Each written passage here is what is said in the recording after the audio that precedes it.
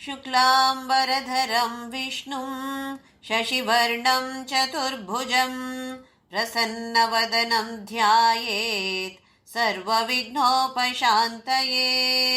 गुरुर्ब्रह्मा गुरुर्विष्णु गुरुर्देवो महेश्वरः गुरुः साक्षात् परब्रह्म तस्मै श्रीगुरवे नमः। सरस्वती नमस्तुभ्यं वरदे कामरूपिणी विद्यारम्भं करिष्यामि सिद्धिर्भवतु मे सदा। हरि ओं అందరికీ శుభోదయం. మనోహరమైన సుందరమైన అద్భుతమైన అతి పవిత్రమైన మన లోపల ఉన్నటువంటి ఈ దేవాలయానికి అందరికీ స్వాగతం. పప్పా స్వామి రామదాస్ మా గురుగారి పాదార విందాలకు ప్రణామాలు. మా అమ్మ నాన్నకి కూడా నమస్కారాలు. భగవాన్ రమణ మహర్షి గారి ఒక ధ్యాన శ్లోక పఠిస్తూ కార్యక్రమం మొదలు పెడతాము. నీలారవింద సుహృదా సదృశం ప్రసాదే తుల్యం తథా మహసి తోయజ బాంధవేన భ్రామ్యాం స్థితౌ తు పితరం వటమూలవాసం సంస్మారయంతం అచలం తమనుస్మరామః. 30 శ్లోకాలలో అన్ని ఉపనిషత్తులో ఉన్నటువంటి విషయ దాన్ని ఒక సార ఎసెన్స్ అలాగే మనకు అనుగ్రహించారు భగవాన్ రమణ మహర్షి గారు. ఈ జ్ఞాన మార్గానికి చాలా ప్రాముఖ్యత మహర్షి గారు ఇచ్చారు. అందులో కూడా జ్ఞాన మార్గంలో కూడా మహర్షి గారి ఒక విధానం ఇది. దాన్ని ఇక్కడ ఈ ఉపదేశ సారంలో ఇచ్చారు. మనం ఇప్పుడు ఒక ఊరుకు వెళ్ళాలంటే ఎన్నో మార్గాలు ఉంటాయి. కొన్ని చాలా కష్టపడాల్సి వస్తుంది, కొన్ని ఎక్కువసేపు టైం ఎక్కువ పడుతుంది, ఇంకా కొన్ని మార్గాలు ఎలాగున్నాయంటే కొంచెం సేపు నడవాల్సి వస్తుంది, కొంచెం సేపు ఆటోలో వెళ్ళాల్సి వస్తుంది, ఇంకా కొంచెం సేపు ట్రైన్లో వెళ్ళాల్సి వస్తుంది. అట్లా అంటే ఒకటి దిగి ఇంకొకటి ఎక్కి అలా చేయాల్సి వస్తుంది. అలాగే చాలా మార్గాలు మన ఈ అధ్యాత్మ క్షేత్రంలో ఉన్నాయి. అందులో మార్గ ఆర్జవాత్ అన్నారు. అంటే డైరెక్ట్గా అక్కడికే వెళ్ళి అందుతాము. ఏ మార్గం? అదే ఇక్కడ రమణ మహర్షి గారు చెప్పే ఈ మార్గం, ఈ రోడ్. ఒక రోడ్ ఉంది, డైరెక్ట్గా అక్కడికే వెళ్ళిపోతుంది. ఇంకా అయ్యో అక్కడ వెళ్తామో లేమో ఏంటో అని సంశయం అస్సలు అవసరమే లేదు. కానీ దానికి ఆ రోడ్డులో వెళ్ళాలంటే పూర్వ సిద్ధత. ఇప్పుడు మౌంటైనరింగ్ పర్వతారోహణ చేస్తారు చూడండి, ఒకే రోజులు ఎక్కలేరు. ఎక్కితే అక్కడ వాతావరణం ఎలాగుంటుంది? దానికి మన బాడీ అడ్జస్ట్ అవ్వాలి కదా. మన దేహ ఇక్కడ ఉన్నటువంటి వాతావరణానికి అడ్జస్ట్ అయి ఉన్నాము. సడన్గా అక్కడ వెళ్తే అడ్జస్ట్ అవుతుందా? అందుకే ఏం చేస్తారు పర్వతారోహిలు? ఏం చేస్తారు అంటే కొన్ని రోజులు కొంచెం హైట్ ఎక్కి అక్కడ ఉంటారు. అప్పుడు దేహ దానికి అడ్జస్ట్ అయిపోతుంది. ఇంకా కొంచెం పైకి వెళ్తారు. పైకి వెళ్తూ వెళ్తూ గాలి ఎక్కువ ఉంటుంది, చలి ఎక్కువ ఉంటుంది, ఆక్సిజన్ తక్కువ ఉంటుంది. దానికి దేహ అడ్జస్ట్ చేసుకోవాలి. అంటే పూర్వ సిద్ధత. ఏ ఒక్క పరీక్ష రాయాలంటే దానికి సిద్ధత ఉండాలి. ఊరికి వెళ్ళి రాయొచ్చు, కానీ పాస్ అవుతామా? దానికి పూర్వ సిద్ధత చెయ్యాలి. ఇక్కడ కూడా ఈ జ్ఞాన మార్గంలో వెళ్ళాలి అంటే దానికి పూర్వ సిద్ధత కావాలి. ఏం పూర్వ సిద్ధత మనం చేసుకోవాలి? మొదటి అర్హత, మనస్సు పరిశుద్ధంగా ఉండాలి. పరిశుద్ధంగా ఉండటం అంటే ఏంటి? ఏదో మనము ఇల్లు అయితే క్లీన్ చేసి తుడిచి పెట్టొచ్చు. మనస్సుని ఎలాగా పరిశుభ్రంగా చేయగలుగుతాము? దానికి కావాలి నిస్వార్థత, కర్మయోగ. ప్రతి ఒక్క పని చేస్తూ భగవంతుడా నీకే సమర్పణ చేస్తాను. అది ఏ పని అయినా ఉండని. ఎవరితో మాట్లాడే ప్లాన్ చేస్తున్నాం, అక్కడ వెళ్ళి కొంచెం మాట్లాడతాను నేను. మాట్లాడే ముందు భగవంతుడా ఈ మాటలు నీకే సమర్పణ చేస్తాను అని ఒక్క భావనతో వెళితే అక్కడ ఏదైనా చర్చ ఉంటే కూడా మనకు కోపం రాదు. ఎందుకంటే కోపం వస్తే ఎలా సమర్పణ చేస్తాం భగవంతుడికి? ఇలా చేస్తూ నిస్వార్థతో చేస్తూ మనస్సు పరిశుద్ధంగా తయారవుతుంది. ఇది మొదటి పూర్వసిద్ధత. దానితో ఫోకస్ చేసే ఒక సామర్థ్యం ఉండాలి, కెపాసిటీ ఉండాలి. మనం ఏం చేస్తాము? ఒక్కసారి కృష్ణుడి ఒక పిక్చర్ మనకు కళ్ళ ముందు వస్తుంది. ఆహా ఎంత భక్తియో నాకు. అంతే, ఒక క్షణం. ఆ తర్వాత నిన్న కృష్ణ గుడికి వెళ్ళాను, అక్కడ ఎంత బాగుండింది విగ్రహం. ఆ తర్వాత నా ఫ్రెండ్ అక్కడ వచ్చారు కదా, ఎంత మంచి చీర కట్టుకొని వచ్చారు. అలాంటి చీర నాతో లేదు. ఇంకా మనసు ఎక్కడ వెళ్ళిపోతుంది? చీర వెనక వెళ్ళిపోతుంది. దానికి కర్మయోగ చేస్తూ ఉపాసనా యోగ, భక్తి యోగ, జప, ధ్యాన, చింతన ఇవన్నీ చేస్తూ ముందుకు వెళ్ళాలి. ఒకసారి ఒక భక్తుడు రమణ మహర్షి గారి దగ్గర వచ్చి, నేను సాధన చేయాలి అనుకున్నాను భగవాన్, నాకు కొంచెం అడ్వైస్ చేయండి, ఏం చేయాలో అడ్వైస్ చేయండి అని అన్నారంట. అప్పుడు మహర్షి గారు, నేనెవరూ తెలుసుకో, దాదాపు 90% ఇలాగే చెప్పేవారంట. అమ్మో భగవాన్, అది చాలా కష్టం నాకు. కానీ నేను నారాయణ స్మరణ చేస్తూ ఉంటాను, ఎల్లప్పుడూ నారాయణ స్మరణ చేస్తూ ఉంటాను. మహర్షి గారు, సరి అదే చేసుకో అన్నారు. కానీ ఈయనకేమో తృప్తి అవ్వలేదు. భగవాన్, నేను ఇలా చేస్తే పర్వాలేదా? నారాయణ స్మరణ చేస్తూ ఉంటే పర్వాలేదు అంటారా? అవును, పర్లేదు, చేసుకో, నారాయణ స్మరణ ఎల్లప్పుడూ చేసుకో. భగవాన్, నేను నారాయణ స్మరణ ఇలా చేస్తే నాకు చనిపోయినప్పుడు అంతకాల ఆ సమయంలో నాకు భగవంతుడి నారాయణ స్మరణ వస్తుందా? శ్రద్ధతో చేస్తే రావచ్చు, నీ శ్రద్ధ మీద ఆధారపడి ఉంది అది అన్నారు. ఓహో సరే, అయితే నేను వైకుంఠం వెళ్ళిపోతానా? అవును, నీకు శ్రద్ధ ఉంది అంటే వైకుంఠం వెళ్ళిపోతావు. ఈ భక్తుడికి ఏమో చాలా ఆనందమైంది. భగవాన్, నేను అక్కడ వెళ్తే నారాయణుని చూస్తానా? చూడగలుగుతానా నేను? అయ్యో, అదేంటి ప్రశ్న అడుగుతున్నావు నువ్వు? దేనికి వెళ్ళావు వైకుంఠం? నారాయణ చూడటానికే కదా. మరి చూస్తావు, శ్రద్ధ ఉంటే చూస్తావు అన్నారు. ఈయనకేంటో చాలా సంతోషం అనిపించింది. ఇప్పుడే చూసినట్టే అనిపించింది. నన్ను చూసి నారాయణుడు నవ్వుతాడా? ఎందుకు నవ్వుడా? నీ మీదేమైనా కోపనమా ఆయనకి? ఎందుకు నవ్వడు? నవ్వుతాడు. ఓహో, చాలా సంతోషం అనిపించింది. భగవాన్, నాతో నారాయణుడు మాట్లాడతాడా? అవును, మాట్లాడతాడు. ఏమంటాడు? ఏం మాట్లాడతాడు నాతో భగవాన్? అని అడిగినప్పుడు మహర్షి గారు చెప్పారంట, నేను ఎవరుని తెలుసుకో నువ్వు అని నారాయణుడు నీతో అంటాడు. అమ్మో, మళ్ళీ మళ్ళీ అటు ఇటు తిరిగి తిరిగి వచ్చింది ఇదే ప్రశ్న, నేను ఎవరు? నారాయణుడు కూడా ఇదే అంటాడంట.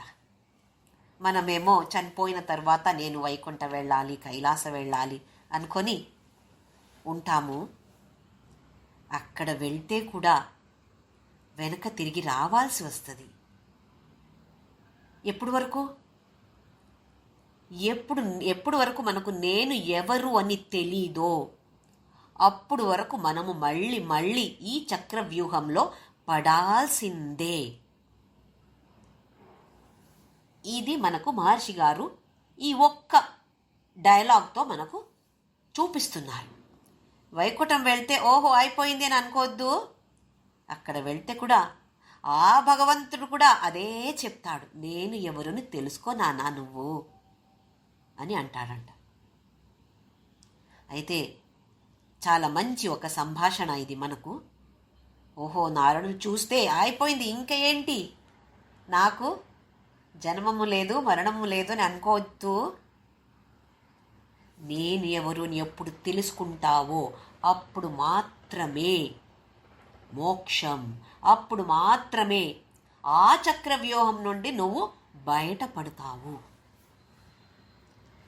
ఇది చాలా చాలా మంచి ఒక సంభాషణ, గుర్తు పెట్టుకోవాలి. స్మరణ చేస్తూ చేస్తూ చేస్తూ నేను ఎవరు, ఎందుకు ఇక్కడికి వచ్చాను, ఏం చేస్తున్నాను, ఎక్కడి నుండి వచ్చాను, ఎక్కడికి వెళ్తాను, ఈ ప్రశ్నలు మనకు మళ్ళీ మళ్ళీ రావాలి మనస్సులో. ఇందులో 16వ శ్లోకంలో మహర్షి గారు చెప్తారు, దృశ్యవారితం చిత్తం ఆత్మనః చిత్వదర్శనం తత్వదర్శనం. దృశ్యవారితం ఈ ఒక్క శ్లోకం, దానికి వర్ణన. మిగతా ఇవి అన్ని 30, లాస్ట్ 2 కొంచెం జనరల్గా ఉన్నాయి. 17వ శ్లోకం నుండి 28 శ్లోకం వరకు ఇది ఎలా చేయాలి దాని గురించి వర్ణన.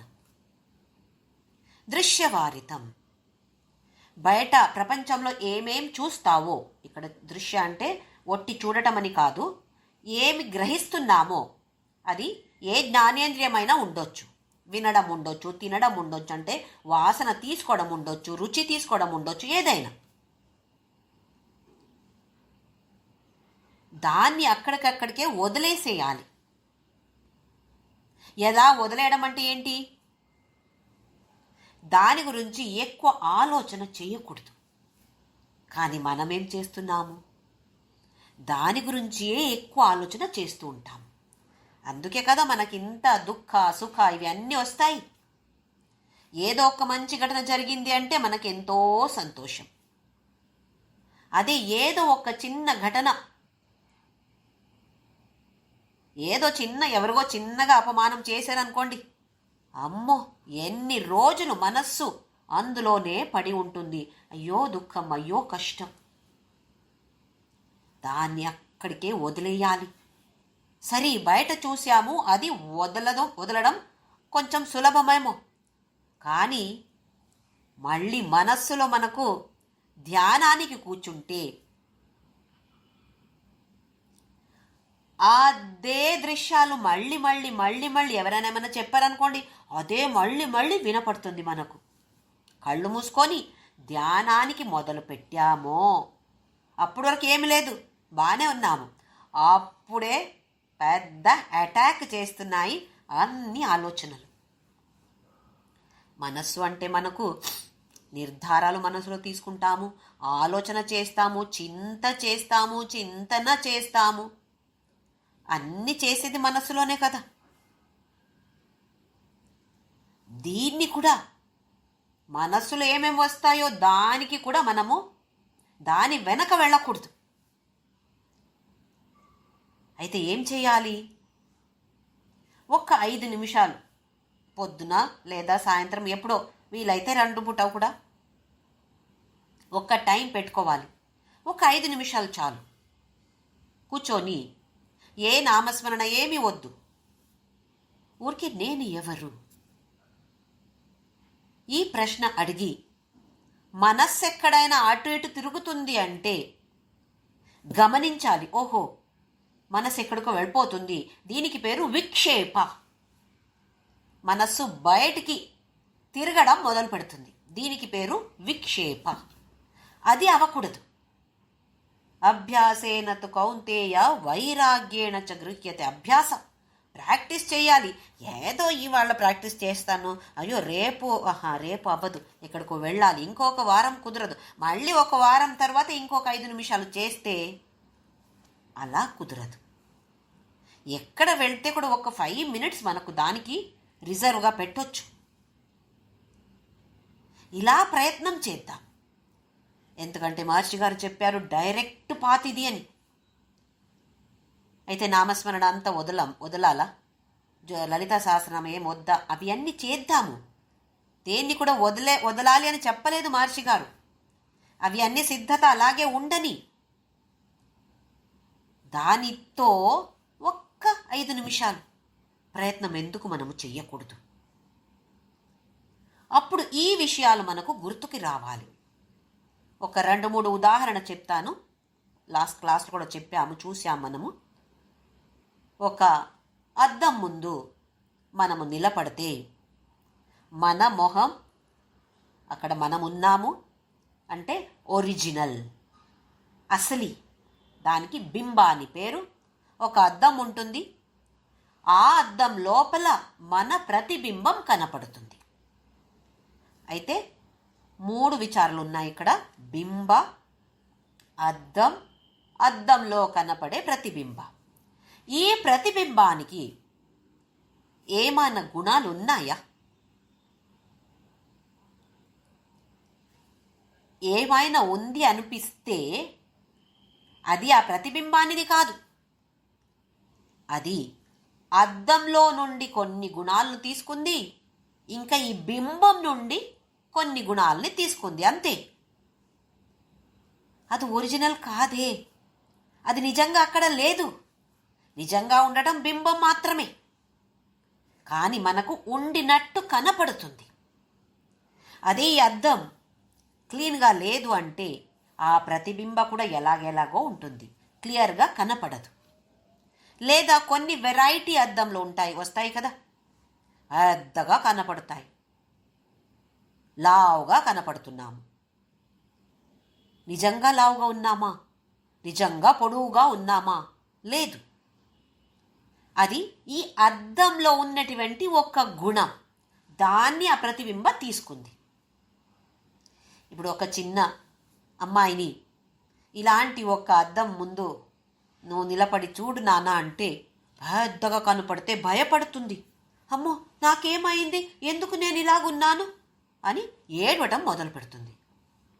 అదే మనకు తెలుసు, ఇది నిజంగా నేను అలాగనే లేను, కానీ ఈ అద్దం వల్ల, ఈ కాన్కేవ్ మిర్రర్ వెరైటీస్ ఉంటాయి కదా, దానివల్ల నేను ఇలా కనపడుతున్నాను, ఆహా అని చాలా సంతోషంగా దాన్ని చూస్తాము. అమ్మో ఎంత పొడవుగా కనపడుతున్నాను, ఎంత లావుగా ఉన్నాను, కానీ ఎలా కనపడుతున్నాను ఇందులో అని సంతోషంగా దాన్ని చూస్తాం.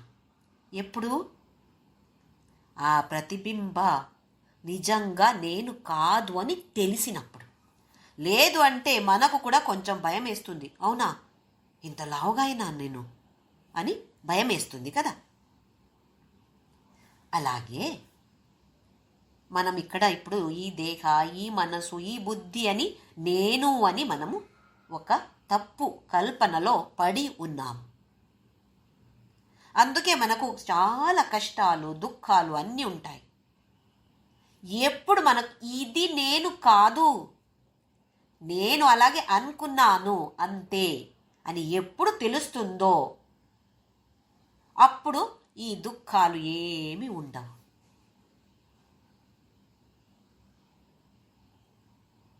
అసలు నేను ఎవరు? నేను అనేది ఈ చైతన్య, ఈ ఆత్మ. ఇది నేను అని ఎప్పుడు మనకు తెలుస్తుందో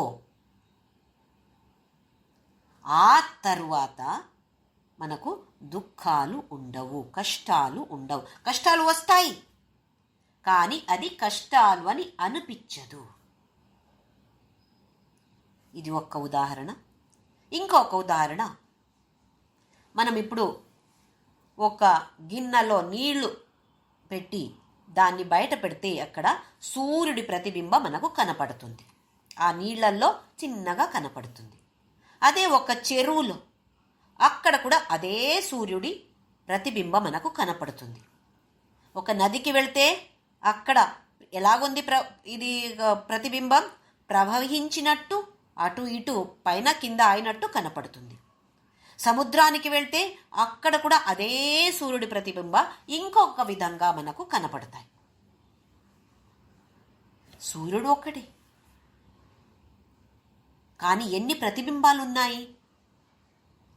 అక్కడ ఎన్ని గిన్నాలో ఎన్ని నదులు ఉన్నాయో అన్ని మనకు ప్రతిబింబాలు కనపడతాయి. అలాగే చైతన్య అనేది ఒక్కటే, కానీ వేరే వేరే వేరే వేరే వస్తువుల మీద పడి ప్రతిబింబాలు వేరే వేరే విధంగా కనపడతాయి. అది గలీజ్గా ఉంది అనుకోండి నీళ్లు, అప్పుడు ప్రతిబింబం కూడా ఎలా కనపడుతుంది? క్లియర్గా కనపడుతుందా? లేదు. ఎక్కడ మంచిగా నీళ్లు చాలా పరిశుద్ధంగా ఉందో, ప్యూర్ వాటర్ అంటే అక్కడ ఆహా ఎంత మంచి ప్రతిబింబం ఇది. అలాగే మనస్సు చాలా మంచిగా ఉంది అని అంటే ఆ ప్రతిబింబం కూడా అలాగే ప్యూర్గా ఉంటుంది. అంటే మంచి మహాత్ముడు. ఈ మనస్సు అనేది ఎలాగుంది? అస్సలు బాగలేదు. అంత దుష్టబుద్ధి, అంటే దురాత్ముడు. అయితే ఈ మనస్సుని మనము పరిశుద్ధంగా పెట్టుకోవాలి. అందుకే అంటున్నారు అది పూర్వసిద్ధత. అందుకే 6 శ్లోకాలలో మనకు మొదటి 6 శ్లోకాలు కర్మయోగానికి రిజర్వ్ చేశారు మహర్షి గారు. దీనితో మొదలుపెట్టు. భగవద్గీత కర్మయోగంతో మొదలైంది. అందరికీ ఇది కంపల్సరీయే. ఆ మనస్సు పరిశుద్ధంగా తయారవుతుంది అంటే కొంచెం కొంచెం మనకు తేడా తెలుస్తుంది. ఇంకొక ఉదాహరణ, మనము రాత్రి చంద్రుడిని చూస్తాము. చంద్రుడికి వెన్నెల ఎంత మంచిగా ఉంటుంది. ఇది చంద్రుడి వెలుగు అని అనుకుంటాము. నిజంగా చూస్తే చంద్రుడికి ఆ వెలుగు లైట్ లేదే లేదు. చంద్రుడు ఒక ఉపగ్రహం. స్టార్స్ అంటే నక్షత్రాలకి వెలుగు ఉంటుంది. గ్రహానికి లేదు. ఇది ఉపగ్రహ, ఇంకా చిన్నది చంద్రుడు అనేది. ఎక్కడి నుండి వచ్చింది వెలుగు? ఇది సూర్యుడి ప్రతిబింబ. అక్కడ చంద్రుడు అనే ఒక మాధ్యమం ఉంది. దాని మీద సూర్యుడి వెలుగు పడినప్పుడు ఆ లైట్ పడితే ఇప్పుడు అదే సన్లైట్ని మనము మూన్ లైట్ అంటాం, చంద్రుడి వెలుగు అంటాం. నిజంగా చూస్తే చంద్రుడి వెలుగు కాదు అది. ఇది మనము ఆలోచించాలి. సూర్యుడు అక్కడ ఉంటాడు, ఈ చంద్రుడు లేడు అంటే ప్రతిబింబం ఉంటుందా? కదా, ఆలోచించాలి. అక్కడ మాధ్యమం ఉంది. ఇప్పుడు మనకు ఎలక్ట్రిసిటీ, విద్యుత్ శక్తి ఉంది. దానికి ఏ గ్యాజెట్ లేదు, అక్కడ లైట్ లేదు, ఫ్యాన్ లేదు, ఫ్రిడ్జ్ లేదు, ఏమీ లేదు అనుకోండి. ఎలా తెలుస్తుంది ఎలక్ట్రిసిటీ ఉందా లేదా? మనకెవరో ఫోన్ చేసి అడుగుతారు, మీ ఇంట్లో కరెంట్ ఉందా అండి? ఒక్క నిమిషం ఉండండి, చూసి చెప్తాను. లైట్ ఆన్ చేసి ఆహా లైట్ వెలిగింది అంటే ఉందండి అంటాం. అది అక్కడ ఉండింది. కానీ ఈ లైట్ స్విచ్ ఆన్ చేసినప్పుడు లైట్ వెలిగితే మనము చెప్తాము, దాన్ని చూసి మనము చెప్తాము ఆహా ఎలక్ట్రిసిటీ ఉంది, లేకపోతే లేదా అక్కడ ఉండింది కదా. అలాగే ఈ మాధ్యమం ఉండినప్పుడు అక్కడ అది కనపడుతుంది. అంటే మనుష్య దేహ ఇది ఒక మంచి ఉపకరణం, మంచి ఇన్స్ట్రుమెంట్. ఇది ఎక్కడెక్కడ ఈ మనుష్య దేహం ఉంటుందో అక్కడ ఈ ప్రతిబింబ మంచిగా ఉంటుంది. అందులో మనస్సు చాలా పరిశుద్ధంగా ఉంది అంటే ఇంకా మహాత్ముడే. అయితే ఎవరైనా చనిపోతే ఏమంటాము? ప్రాణ వెళ్ళిపోయింది, ఆత్మ వెళ్ళిపోయింది అని అంటాము. ఆత్మ ఎక్కడికి వెళ్ళదు, చైతన్య అనేది ఎక్కడికి వెళ్ళదు. వెళితే సర్వవ్యాప్తి అని ఎలా చెప్తాము? ఈ ఆత్మ అనేది, చైతన్య అనేది సర్వవ్యాపి, అన్ని చోట, ఎక్కడ కూడా అది లేదు అని లేదు, అన్ని చోట ఉంటుంది. కానీ ఈ ప్రతిబింబ ఇవ్వడానికి ఒక మాధ్యమ కావాలి కదా. ఇప్పుడు ఒక గ్లాసులో చైతన్య లేదా? చైతన్యం ఉంది, కానీ చాలా లో లెవెల్లో ఉంది. ఎందుకంటే మాధ్యమ అలాంటిది. మనం ఇప్పుడు స్విచ్ ఆన్ చేస్తాం, లైట్ స్విచ్ ఆన్ చేస్తే విద్యుత్ శక్తి ఆ గ్యాజెట్కి ప్రవహించి అక్కడ దాని పని అది చేస్తుంది, వెలుగు ఇస్తుంది. అదే ఒక ఫ్యాన్కి వెళ్తే అది తిరుగుతుంది, అంటే వేరే వేరే గ్యాజెట్ని పట్టి వేరే వేరే పని చేస్తుంది. విద్యుత్ శక్తి అదే. అలాగే మనం మీద కూడా ఇదే చైతన్య పడి, చైతన్యం ఒక్కటే, అదే చైతన్యం మన మీద పడి ఆ ప్రతిబింబ, దీనికి పేరు జీవాత్మ. మనమేమనుకుంటున్నాము? ఈ ప్రతిబింబవే నేను. ఇది తప్పు కల్పన. అందుకే చెప్తున్నారు 17వ శ్లోకంలో, మానసం తు కిం మార్గణే కృతే నైవ మానసం మార్గ ఆర్జవాత్. మనస్సు ఎక్కడ ఉంది, ఏంటి మనస్సు అని అధ్యయనం చేస్తే, లోతుగా వెళ్తే అప్పుడు మనస్సే లేదే. అయితే జ్ఞానికి మనస్సు లేదా? మనస్సు అంటే అలా కాదు. మనస్సు ఇక్కడ నాశమవుతుంది అంటే, మనస్సు లేదు అంటే ఈ పక్షపాత భేదభావ తారతమ్యం ఉన్నటువంటి మనస్సు నాశమైపోతుంది. వేరే మనస్సు ఉంటుంది, ఓహో నేను తినాలి, నేను వెళ్ళాలి, ఇలాంటి ఆలోచన కావాలంటే మనస్సు ఉండాలి కదా. అక్కడ మనస్సు లేదే లేదు అని చెప్తే, ఈ భేదభావ ఉన్నటువంటి నాది, నేను, నాది, ఇలాంటి ఆలోచనలు వచ్చే మనసు అది లేదు, అది నాశమైపోతుంది.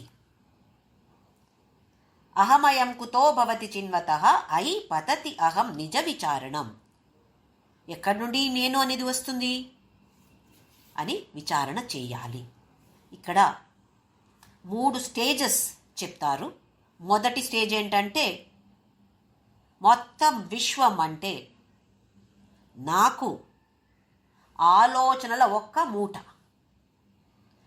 పెద్ద విశ్వాన్ని ఇప్పుడు ఒక చిన్న మూట అందులో తీసుకొచ్చాము. దీనికి పేరు ఇదం వృత్తి. ఇదం అంటే ఇది. ఇంకా సెకండ్ స్టేజ్ అంటే, ఈ ఇదం వృత్తి అహం వృత్తి మీద ఆధారపడి ఉంది. అహం వృత్తి అంటే ఒక వ్యక్తిత్వం, నేను అంటే గర్వంతో చెప్పే నేను కాదు, నేను ఉన్నాను, ఒక వ్యక్తిత్వం. ఈ ఇదం వృత్తి అహం వృత్తి మీద ఆధారపడి ఉంది అంటే, నేను అని ఉంటే మాత్రమే ఈ ప్రపంచం ఉంటుంది. నేను అనేది ఉంటే నువ్వు, వాళ్ళు, వీళ్ళు, మీరు ఇవన్నీ వస్తుంది. నేను అనేది లేదు అనుకోండి, అప్పుడు ఈ ప్రపంచము ఉండదు.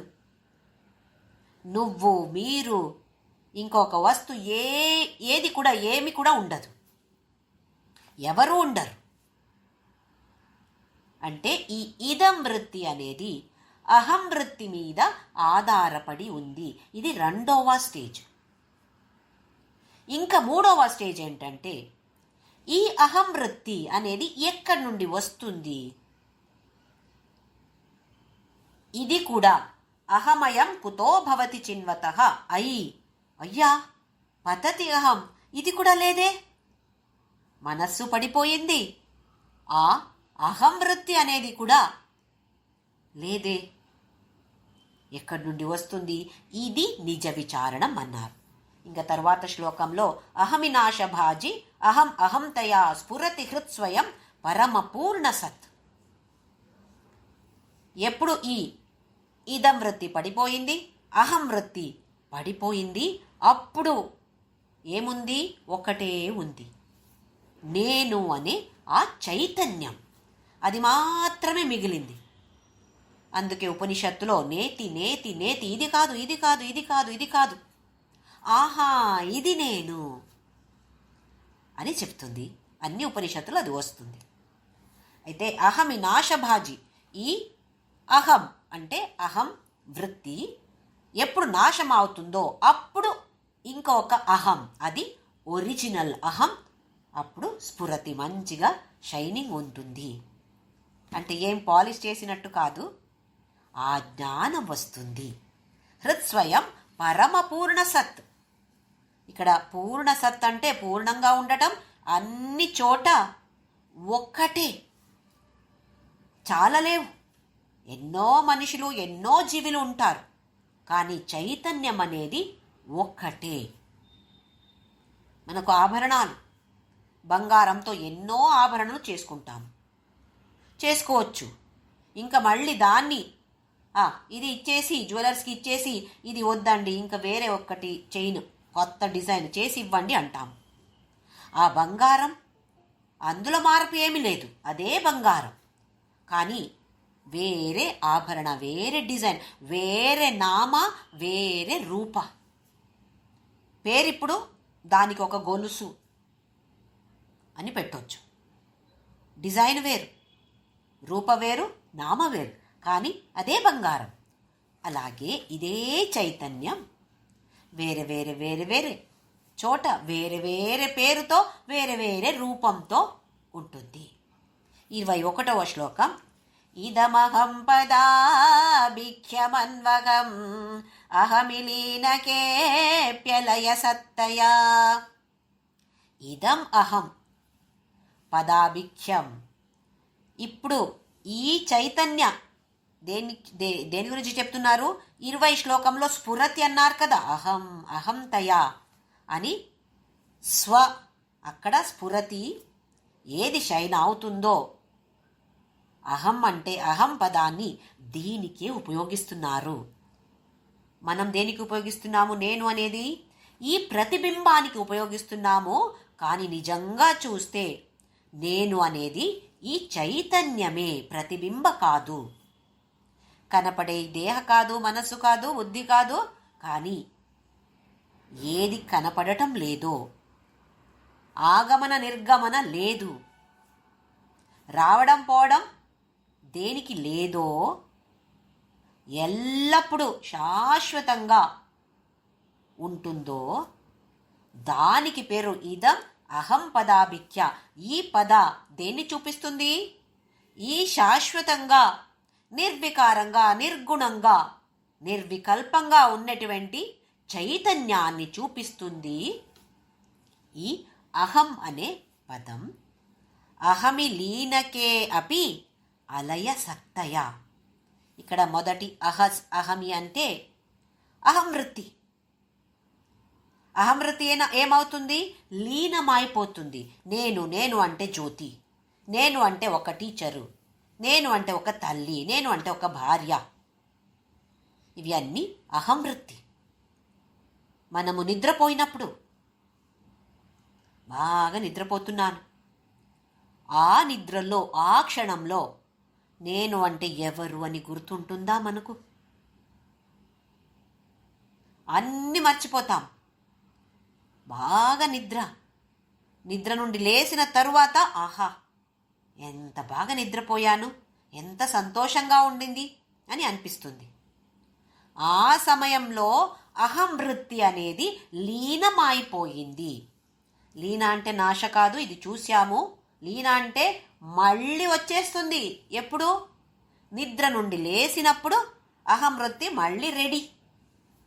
అహం వృత్తి రెడీ అయితే దాని మీద ఆధారపడి ఉన్నటువంటి ఇదం వృత్తి కూడా రెడీ.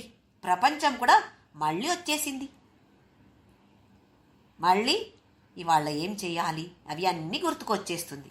ఒక్కొక్కసారి ఎలాంటి నిద్ర అంటే లేస్తే నేను ఎవరు, ఎక్కడ ఉన్నాను, టైం ఎంత, ఏం పని నెక్స్ట్ చేయాలి, నేను ఏమీ గుర్తుకి రాదు మనకు. ఎందుకు? అహం వృత్తి అనేది అక్కడ లీనమైపోయింది. ఆ సమయంలో కూడా అలయ లయలా కాలేదు, సత్తయ. సత్ అంటే ఎల్లప్పుడూ ఉంది. ఎల్లప్పుడూ అంటే నిద్రలో కూడా, ఈ గాఢ నిద్రలో కూడా ఆ చైతన్యం ఎక్కడ వెళ్ళకుండా అక్కడే అలాగే ఉంది. ఈ చైతన్యాన్ని చూపిస్తుంది అహం అనే పదం. ఇదమహం పదాభిఖ్యం అన్వహం. ఎల్లప్పుడూ కూడా ఈ చైతన్యాన్ని నేను అని చెప్పాలి, అదే చూపిస్తుంది. కానీ మనమేమో ఈ అహం వృత్తిని నేను అని అనుకుంటాము, ఈ ప్రతిబింబాన్ని నేను అని అనుకుంటాము. కానీ నిజంగా చూస్తే అహం ఏది ఉందో అలయ, దానికి లయ అనేది లేదు. అది సత్, ఎప్పుడు కూడా సత్తయ. సత్తయ అంటే శాశ్వతంగా ఎల్లప్పుడూ అది ఉంటుంది. అయితే మనం అప్పుడప్పుడు చెప్పుకోవాలి, ఎవరు నేను? ఓహో, ఇంతవరకు నేను అంటే దేహ, బుద్ధి, మనస్సు అని అనుకున్నాను, కానీ నిజంగా అది కాదంట. మహర్షి గారు చెప్తున్నారు. మహర్షి గారి మీద మనకు విశ్వాసం ఉంది. ఆయన చెప్తున్నారంటే నిజంగా నేను ఇది కాదు. ఎవరు నేను? నేను అంటే అన్ని చోట ఉన్నటువంటి చైతన్యం. నా మీద ఆధారపడి మొత్తం విశ్వం ఉంది, మొత్తం ప్రపంచం నా మీద ఆధారపడి ఉంది. నేను లేనో ప్రపంచం కూడా ఉండదు. నేను అంటే అక్కడ ఈ దేహ, మనసు, బుద్ధి కాదు, ఆ చైతన్యం. అక్కడ దృష్టికోణ, పర్స్పెక్టివ్ ఎక్కడి నుండి? చైతన్య దృష్టి నుండి చూస్తే, ఈ చైతన్య అంటే నేను అని అనుకుంటే, అప్పుడు నా మీద ఆధారపడి ఈ మొత్తం ప్రపంచం ఉంది. అప్పుడప్పుడు చెప్పుకోవాలి. ఎస్పెషలీ ఎప్పుడు అంటే ఏదో దుఃఖమో, కష్టమో, రోగమో ఉండినప్పుడు, కాళ్ళుప్పి నడవలేను, తలనొప్పి, అమ్మో అని అనుకుంటే ప్రశ్న వేయాలి, ఎవరికి తలనొప్పి, ఎవరికి కాళ్ళు నొప్పి? ఈ దేహానికి కదా. దేహం అంటే నేనా? నేను కాదు కదా. కాదు అన్నారు మహర్షి గారు. ఇలా మనము మనస్సుకి ఒక శిక్షణ, ఒక ట్రైనింగ్ ఇవ్వాలి. ఎక్కడ ఏ జాబ్ జాయిన్ అయితే, ఉద్యోగం జాయిన్ అయితే వాళ్ళు ఏమంటారు? ఫస్ట్ 2 months మీకు ట్రైనింగ్ ఉంటుందండి అంటారు. అలాగే మనము ఇంతవరకు ఒక ట్రైనింగ్ ఇవ్వలేదు మనసుకి. ఇప్పుడు ఆ ట్రైనింగ్ మొదలు పెట్టాలి. నేను సంతోషంగా ఉన్నాను, నేను దుఃఖంగా ఉన్నాను. ఎవరిది దుఃఖంగా ఉండటం అంటే? ఎవరికి దుఃఖం? చైతన్యానికి దుఃఖం అనేది లేదు అన్నారు మహర్షి గారు. అయితే ఎవరికి దుఃఖం? ఇలా ప్రశ్న మనకి వేసుకోవాలి. మనస్సుకి ఒక శిక్షణం ఇవ్వడం మొదలు పెట్టాలి. నెక్స్ట్ శ్లోక. విగ్రహేంద్రియ ప్రాణధీతమా నాహమేక సత్ జడం హ్యసత్. ఇప్పుడు తైత్తరీయ ఉపనిషత్తులో వచ్చే రెండవ అధ్యాయంలో వస్తుంది. పంచకోశ దాని గురించి వివరణ. తత్వబోధనలో కూడా మనం ఇది చూసాము. ఇంకొకసారి చూద్దాం. ఈ పంచకోశాలు ఒక్కొక్క వ్యక్తి అంటే వ్యష్టిగా మనము చూడొచ్చు, సమష్టిగా కూడా చూడొచ్చు. ఇందులో సమష్టిగా చెప్పలేదు, వ్యష్టిగా చెప్పారు. సమష్టిగా చూడాలి అంటే పంచభూతాలు ఆకాశ, వాయు, అగ్ని, జల, పృథ్వీ అని పంచభూతాలు. ఇవి మనకు తెలుసు. అందులో పృథ్వీ అనే మహాభూత చాలా స్థూలంగా ఉంది. ఎక్కువ స్థూలంగా ఏది ఉంది అంటే పృథ్వీ. సూక్ష్మంగా, చాలా సూక్ష్మంగా ఏ భూత ఉంది అంటే అది ఆకాశం. పృథ్వీ అనే ఈ భూత ఏదో డెవిల్ అలాంటి భూత కాదు. పంచమహాభూతాల్లో మనం చూసే పృథ్వీ, దానికి శబ్ద, స్పర్శ, రూప, రస, గంధ అనే తన్మాత్రాలు, పంచతన్మాత్ర సాయిక, 5 తన్మాత్రాలు లేదా గుణాలు ఉన్నాయి. ఆ తరువాత ఇంకా కొంచెం స్థూల తక్కువ అంటే కొంచెం సూక్ష్మంగా ఏది ఉంది అంటే జలం, నీళ్లు. శబ్ద, స్పర్శ, రూప, రస, గంధ లేదు, 4 గుణాలు. ఆ తర్వాత అగ్ని, ఇది ఇంకా సూక్ష్మం. శబ్ద, స్పర్శ, రూప 3. ఆ తర్వాత వాయు, శబ్ద, స్పర్శ మాత్రమే.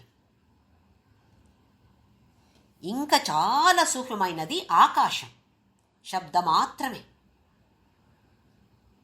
అంటే ఆకాశ ఏంటో అని చూడలేము, గ్రహించలేము. దాన్ని టచ్ చేసి ఆహా అది ఉండదు, వాసన అది కూడా ఉండదు. ఈ పంచమహాభూతాలు కూడా నేను కాదు.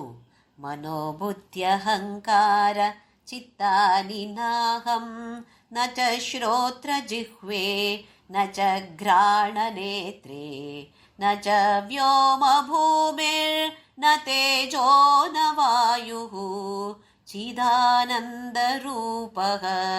శివోహం శివోహం. మనస్సు, బుద్ధి, చిత్త, అహంకార ఇది నేను కాదు. నచ వ్యోమ భూమిర్న తేజోన వాయుః. పంచభూతాలు కూడా ఇక్కడ 4 చెప్పారు ఆత్మషట్కంలో ఆదిశంకరాచార్యులు. అవి పంచభూతాలు కూడా నేను కాదు. ఎవరు నేను? చిత్.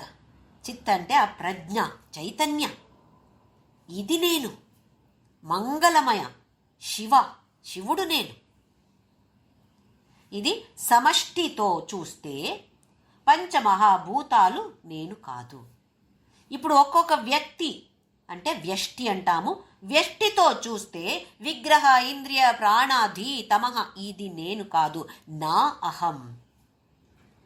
పంచకోశాలు అంటే అన్నమయ కోశ, ప్రాణమయ కోశ, మనోమయ కోశ, విజ్ఞానమయ కోశ, ఆనందమయ కోశ. అన్నమయ కోశ దానికి ఇక్కడ విగ్రహ అన్నారు. గ్రహ అంటే గ్రహించడం, దానికి ఇంకొక పేరు అన్నమయ. అన్న అంటే ఆహారం, ఆహారంతో వచ్చింది ఈ దేహ, కనపడే దేహ. బయట కనపడే ఈ దేహానికి పేరు అన్నమయ కోశ. ఎనాటమీ. ఎవరో మెడికల్ స్టూడెంట్ని అడిగితే ఎనాటమీ చదువుతున్నాము. ఒక సబ్జెక్టు ఎనాటమీ. ఏంటంటే అన్ని ఏమేమి అంగాలు ఉన్నాయో దాన్ని అధ్యయనం చేసేది ఎనాటమీ. ఇది నేను కాదు. కనపడే దేహం నేను కాదు. ఇంకా లోపల ఇంకొక లేయర్, ఇంకొక కోశ, ప్రాణమయ కోశ. ప్రాణం, ఊపిరి తీసుకుంటాము, గ్రహిస్తామా? తెలుస్తుంది నాకు. ఇది నేను కాదు. ప్రాణమయ కోశ అంటే ఫిజియోలాజికల్ పర్సనాలిటీ, ఫిజియాలజీ. ఊపిరి, ప్రాణం, గాలి తీసుకుంటాం. ఇది నేనా? ఇది నేను కాదు. ఇంకా ఇక్కడ ఇంద్రియ అనే పద యూజ్ చేశారు మహర్షి గారు. మనస్సు. మనస్సు అనేది కూడా ఒక ఇంద్రియమే. మనోమయ కోశ, సైకలాజికల్ పర్సనాలిటీ. మనస్సు, మనస్సులో ఏమేం విచారాలు వస్తాయో మనకు తెలుస్తుందా? తెలుస్తుంది. అంటే గ్రహించగలుగుతున్నాము. దేన్ని మనము గ్రహించగలుగుతామో అది నేను కాదు. ఆత్మ అనేది దాన్ని గ్రహించలేము, దాన్ని అనుభవించలేము. ఆత్మానుభూతి అంటారు, ఆత్మానుభవ అంటారు. అదేంటి అయితే? అనుభవానికి రాదా? ఆత్మ అనేది మన అనుభవానికి ఎప్పుడు కూడా రాదు. మరి ఆత్మానుభూతి అంటే ఏంటి అని అడిగితే, నేను అంటే ఈ ఆత్మ అని ఎప్పుడు జ్ఞానం వస్తుందో దానికి పేరు ఆత్మానుభూతి.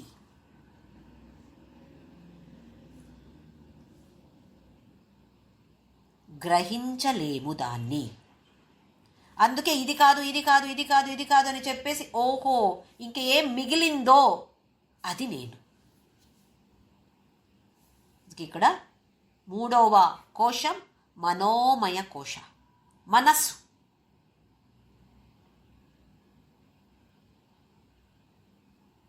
మనము తత్వబోధల్లో చదివాము, స్థూల శరీర, సూక్ష్మ శరీర, కారణ శరీర. 3 రకాల శరీరాలు మనకు ఉన్నాయి. కనపడేది స్థూల శరీరం మాత్రమే. సూక్ష్మ శరీర, మనస్సు ఒక్క భాగం అందులో.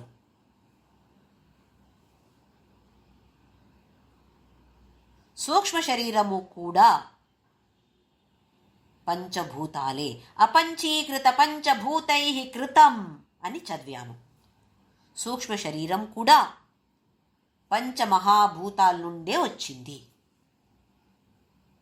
ఎక్కడెక్కడ పంచమహాభూతాల నుండి సృష్టి అయిందో, ఏమేం సృష్టి అయిందో అవి అన్నీ కూడా గ్రహించగలుగుతాము.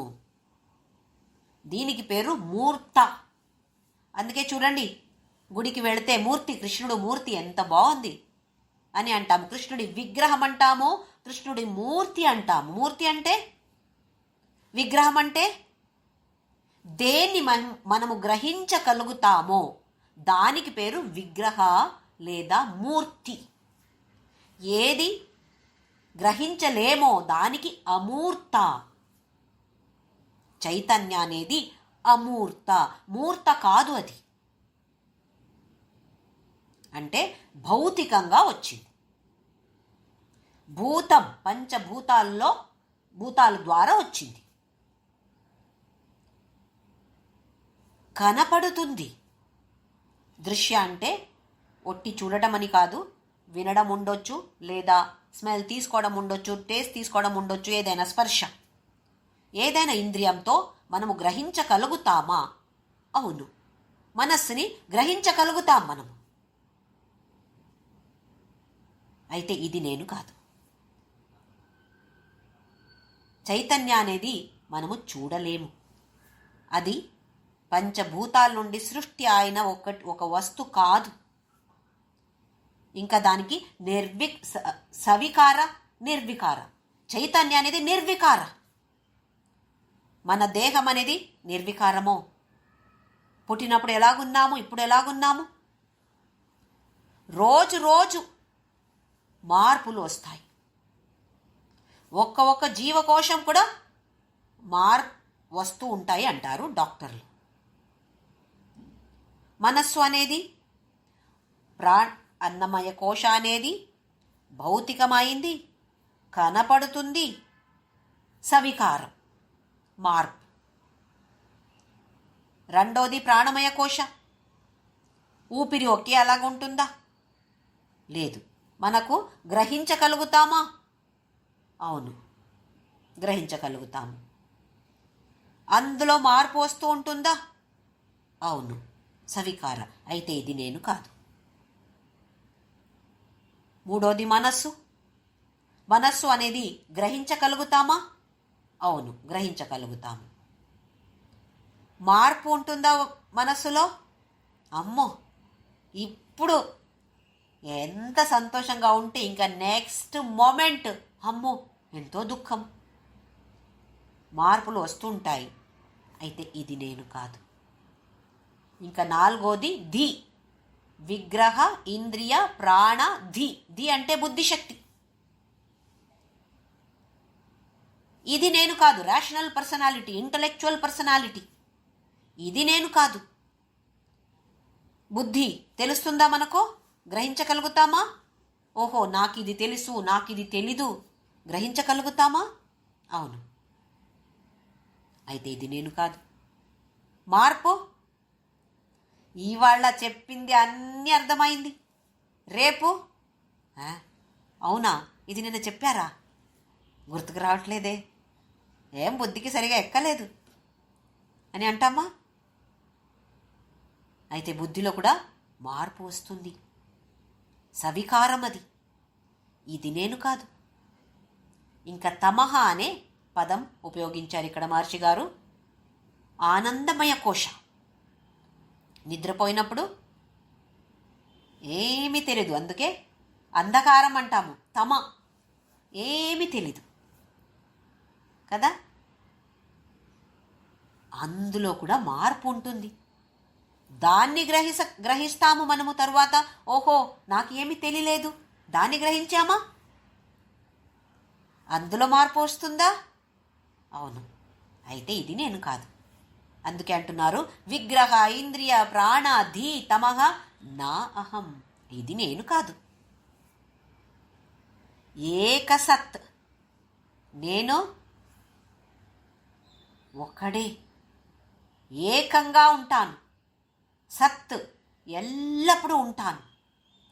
తత్ జడం అసత్.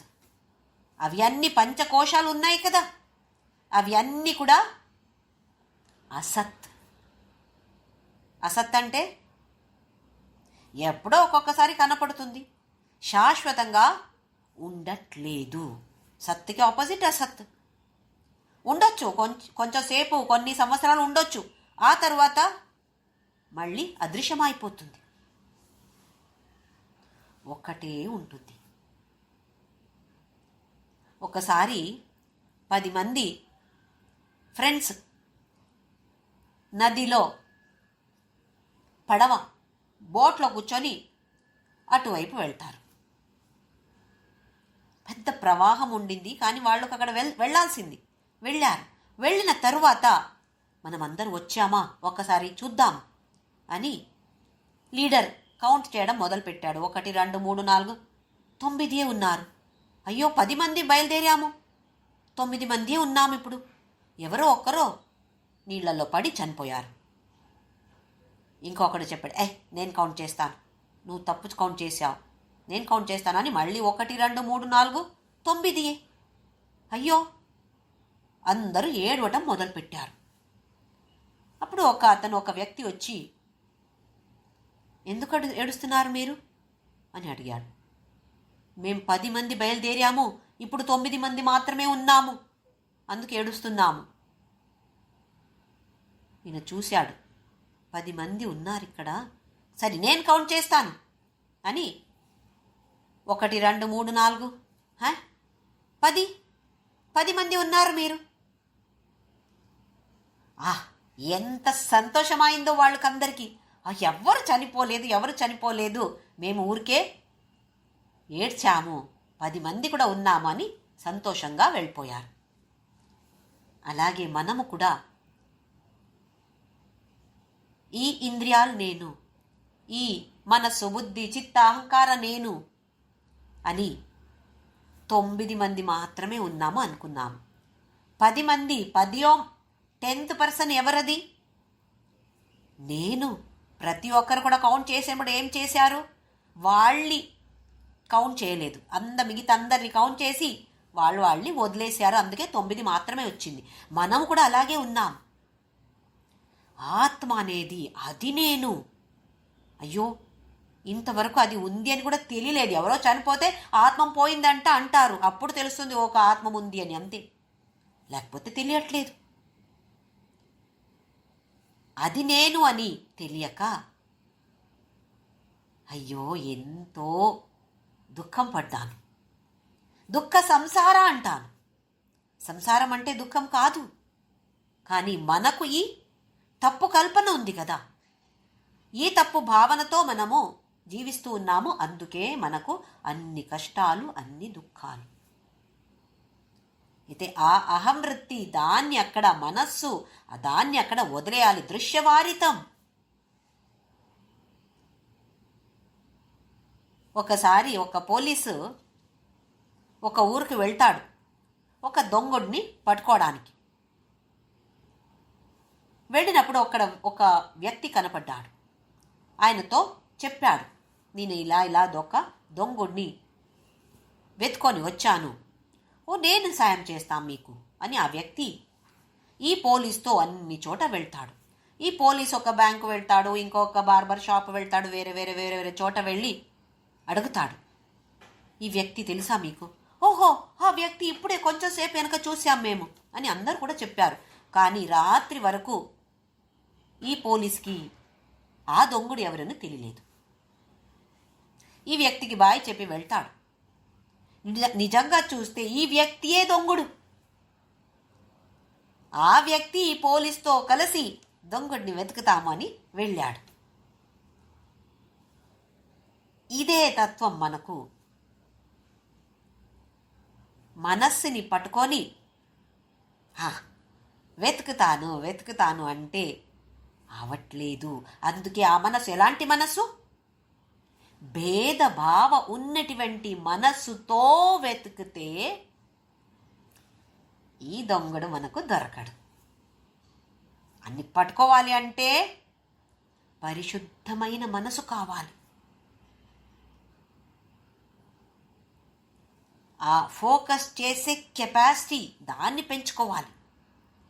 అందుకే కావాలి కర్మయోగ, భక్తి యోగ, అష్టాంగ యోగ. ఇవి అన్నీ చేస్తూ చేస్తూ చేస్తూ కొంచెం కొంచెం ముందుకు వెళితే అప్పుడు ఓహో నేను అంటే ఈ దేహం కాదు అని అంటారు కదా, కరెక్టే. అది కొంచెం కొంచెం ఒకేసారి మనకేం అది జ్ఞానం పడదు, పైనుండి కిందకి పడదు. కానీ ప్రయత్నం అయితే మనమందరూ చెయ్యాలి.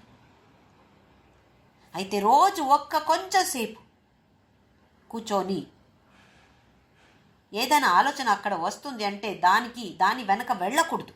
మనస్సుని వద్దు వెనకరా అని మళ్ళీ తీసుకురావాలి. ప్రయత్నంతో అభ్యాస చేస్తూ చేస్తూ అప్పుడు కొంచెం వైరాగ్యం. అంటే ఎప్పుడు వైరాగ్యం అనేది ఊరికే రాదు కదా. ఏది శాశ్వతం, ఏది అశాశ్వతం, దీని గురించి మళ్ళీ మళ్ళీ మనము ఆలోచించాలి. ఓహో ఇది శాశ్వతమా కాదే, దీని వెనక నేను తిరుగుతున్నాను, అయ్యో టైం వేస్ట్ చేస్తున్నాను, ఇది వద్దు. ఏది శాశ్వతము దాని వెనక నేను వెళ్ళాలి. చైతన్యం అనేది మాత్రమే శాశ్వతము. ఆ తర్వాత మనకు తెలుస్తుంది, ఈ దేహం అది కూడా చైతన్యమే, అన్ని చైతన్యమే, కానీ వేరే వేరే వేరే వేరే లెవెల్లో ఉంటుంది. అవి అన్నీ తెలుసుకోవాలి అంటే మనకు అరుణాచలేశ్వరుడి అనుగ్రహం కావాలి, మహర్షి గారి అనుగ్రహం కూడా మనకందరికీ కావాలి. అయితే ప్రార్థనతో మనము అలా రిక్వెస్ట్ ఇద్దాం. ఒక లిస్ట్ ఉంటుంది రిక్వెస్ట్ది, కానీ అందులో ఇది ఫస్ట్కి ఇచ్చేద్దాం మనము.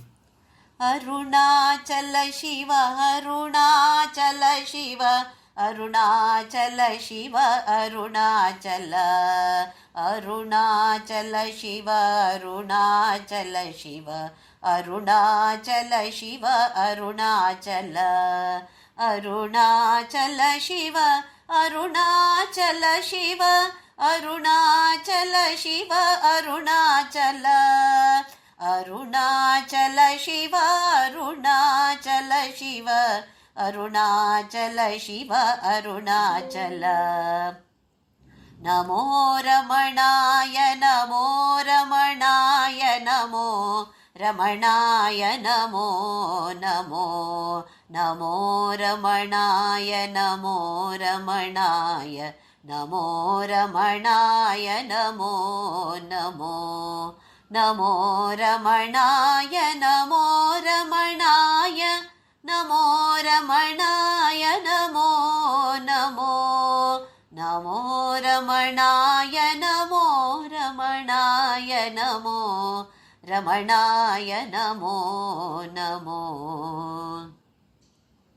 ओम श्री राम जय जय राम। ओम श्री राम जय जय राम। ओम श्री राम जय राम। ओम श्री राम जय जय राम। ओम श्री राम जय जय राम। ओम श्री राम जय जय राम। ओम श्री राम जय जय राम। ओम श्री राम जय जय राम। ओम श्री राम जय जय राम। ओम श्री राम जय जय राम। ओम श्री राम जय जय राम। ओम श्री राम जय जय राम। ॐ असतो मा सद्गमय तमसो मा ज्योतिर्गमय मृत्योर्मा अमृतं गमय। ॐ शान्ति शान्ति शान्तिः। लोका समस्ता सुखिनो भवन्तु। लोका समस्ता सुखिनो भवन्तु। लोका समस्ता सुखिनो भवन्तु।